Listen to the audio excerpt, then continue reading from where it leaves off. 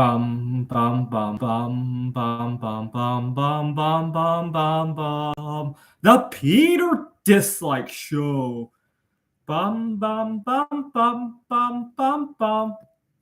So I now own about 1/200,000th of the world's bismuth reserves, and see, only 200,000 people can have as much bismuth as I do, right? If you watch some of Peter Shit's videos, right, how many subscribers does Peter Shit have, right? If I have that many subscribers, and they all did what I did, bismuth would be gone, right? And I'm planning to add a few more strategic metals to my portfolio. I'll get to them when I unbox them here on my channel. But I have a few other metals in mind. I already own, I think, 18 different metals on the periodic table. But this video is going to be about some life hacks that I've learned that have helped me accumulate so much bismuth. One of my favorite life hacks is when I'm planning to spend money frivolously on something, is to convert what I'm about to spend into how much metal it is. I used to do it with silver. Lately, I've been using bismuth as my benchmark for stuff that I want that might be a little bit frivolous, right?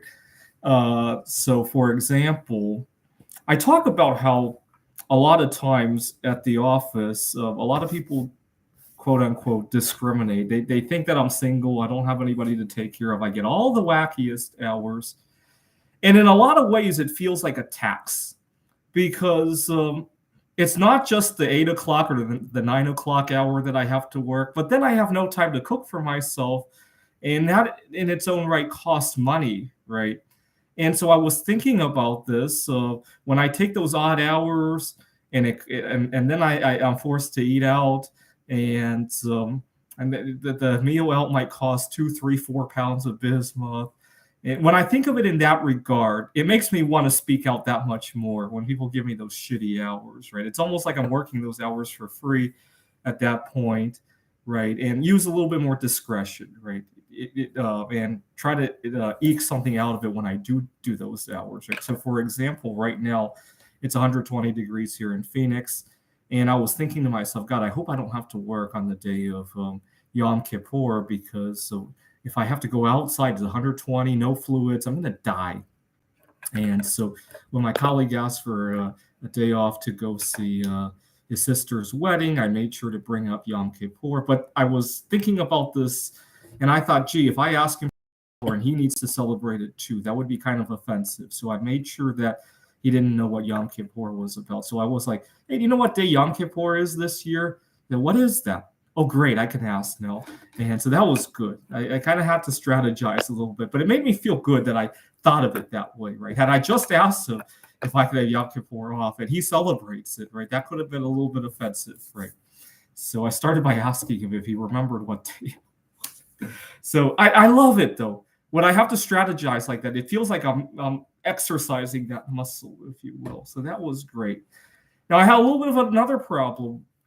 I do private tutoring, and one of the big problems I have when negotiating with clients is that I have a hard time asking for what I really need to ask for, because I really love all of my students, especially those that are motivated. When I look for clients on my own, whether it be on Facebook Marketplace, on Craigslist or something, I actually get somebody in who actually wants to learn, right? When I was working at the tutoring center, oftentimes you got kids who felt like they were prisoners, right? Their parents forced them to come in.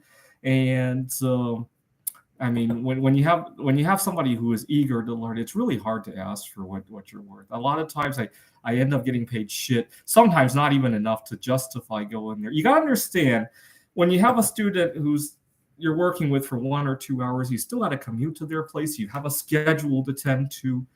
And when you then get paid shit, the costs of that sometimes is like I said, right? It eats into your schedule. It forces you to spend more money on your food or on your other activities. And so I was thinking about this, and I reminded myself, gee, don't you want to accumulate more bismuth? But even the bismuth, I find, didn't really motivate me all that much. I mean, you got to understand, when you have 3 tons of bismuth, the prospect of making 2 extra pounds doesn't weigh so heavily anymore. So I was thinking, what else do I like to spend my money on? And then it hit me. I I I've been thinking about how nice it would be to have a life partner, right? When I have these long hours to work, if we could take turns cooking dinner, right? And then it hit me, looking for that life partner costs money too, right? So, for example, I like to go to a board game meetup. Now I have three meetups that I go to every week. It costs money to drive there, the gas money, and when I do finally meet somebody that I want to take on a date, that costs money too, right? So when I was asking for my negotiating my tutoring tuition, I remember thinking of it as how many extra dates do I want to go on, right? And it really motivated me to speak. Otherwise, I have a tendency to let it go, right? When I'm only making paper dollars or a metal that I already have 3 tons of, it doesn't seem as motivating, right? All right, thought I would bring up some life hacks that I've been using.